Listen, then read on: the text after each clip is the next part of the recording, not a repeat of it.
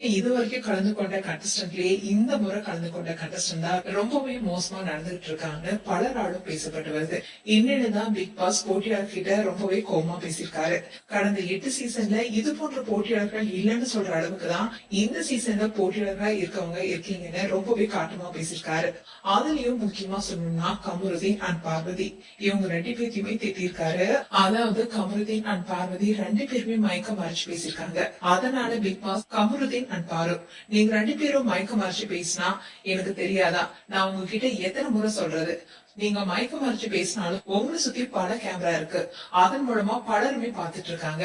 அதோட தூங்காம சாப்பிடாம உங்களை தானே பாத்துட்டு இருக்கேன். இங்க என்ன நடக்குதுன்னு எனக்கு தெரியாதா? இது வரைக்கும் அந்த சீசன்லயே இந்த சீசன் தான் ரொம்பவே மோசமா இருக்கு. உங்களுக்கு டாஸ்க் லெட்டர் கொடுத்தனே அது படிச்சீங்களான்னு கேட்டாரு. அதுக்கு ஒருத்தருமே பதில் சொல்லாம இருக்க பிக் பாஸோ ஆன்சர் பிளீஸ்னு சொன்னாரு. உடனே பிரஜின் படிச்சோம்னு சொன்னாரு. அதோட பிக் பாஸ் நகையை பாதுகாக்கிறது ஒரு பார்ட் தான்.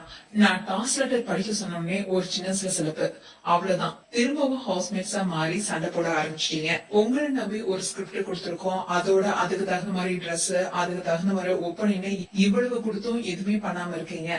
ஒரு டாஸ்க் நல்லா பண்ணா இன்னொரு டாஸ்க்கு இப்படி உங்களை உட்கார வச்சு பேச வேண்டியிருக்கு. உங்களுக்குன்னு ஒரு கேரக்டர் கொடுத்து அதுபடி நடிக்க சொன்னா நீங்க இன்னமும் பிரஜினாவா, சாண்ட்ராவா, அமிதாவே அப்படியேதான் இருக்கீங்க. எந்த ஒரு மாற்றமும் இல்ல. இப்போ இதுக்குள்ள வந்து 2 நாள் தானே ஆச்சு. இப்போ இந்த கேரக்டருக்குள்ள வந்து 2 நாள் தானே ஆச்சு. அதுக்குள்ள ஏன் ரொம்ப நாள் ஆன மாதிரி இருக்கீங்க? நீங்களா ஒரு ஆக்டர்ஸ் தானே, இது பேசிக் தானே. சில பேர் ஆக்டர்ஸா இருக்கீங்க, சில பேர் இதுக்கு அடுத்தபடியா நடிக்கணும்னு ஆசைப்படுறீங்க. அப்படி இருக்கும் போது இந்த வேலையை நீங்க பயன்படுத்தணுமா இல்லையா? நீங்க இப்படி இருந்தா எப்படி ஒரு டைரக்டர், ஒரு ப்ரொடியூசர், ஒரு கிரியேட்டர் உங்க கூட கூட்டு சேருவாங்க? அப்படி அவங்க கூட சேர்ந்தாலும் நீங்க எப்படி சஸ்டெயின் பண்ணுவீங்க? அதோட நீங்க வாழ்க்கையில அடுத்த கட்டத்துக்கு போகணும் தான் நீங்க வந்திருக்கீங்க. அப்படி இருக்கும்போது ஏன் இதை யூஸ் பண்ணிக்க மாட்டேங்கிறீங்க?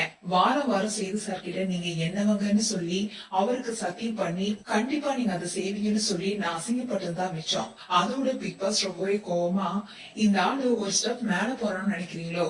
ஏன் இப்படி இருக்கீங்க? அப்படி இருக்காதீங்கன்னு உங்களுக்கு நான் அட்வைஸ் பண்ணல. ஒருவேளை இந்த வீடு உங்களுக்கு ரொம்ப கம்ஃபர்டபுளா இருக்கும். ஏன்னா வெளியில இருக்கிற 1000 பிரச்சனைகள் இந்த வீட்டுல உங்களுக்கு கொடுக்கறது இல்ல. அதனாலதான் நீங்க ரொம்பவே கம்ஃபர்டபுளா நினைக்கிறீங்களோ? அண்ட் கமருதீன் பாரு 2 பேர்கிட்டயும் பல முறை சொல்லியாச்சு மயக்க மறைச்சு பேசாதீங்கன்னு. நான் உங்கள்ட்ட பல முறை சொல்லியும் திரும்பவும் அதே தான் செய்றீங்க. நான் தான் உங்களை கேமரா மூலமா பாத்துட்டே இருக்கேனே. உங்களை குறிப்பிட்டு சொல்லும் போது உங்களுக்கு வலிக்குது இல்ல? அதே மாதிரிதான் உங்க கமருதீன், உங்க பார்வதி இப்படி பண்றாங்கன்னு வெளியே சொல்லும் போது எனக்கும் வலிக்குதுன்னு ரொம்பவே காட்டமா பேசியிருக்காரு பிக் பாஸ்.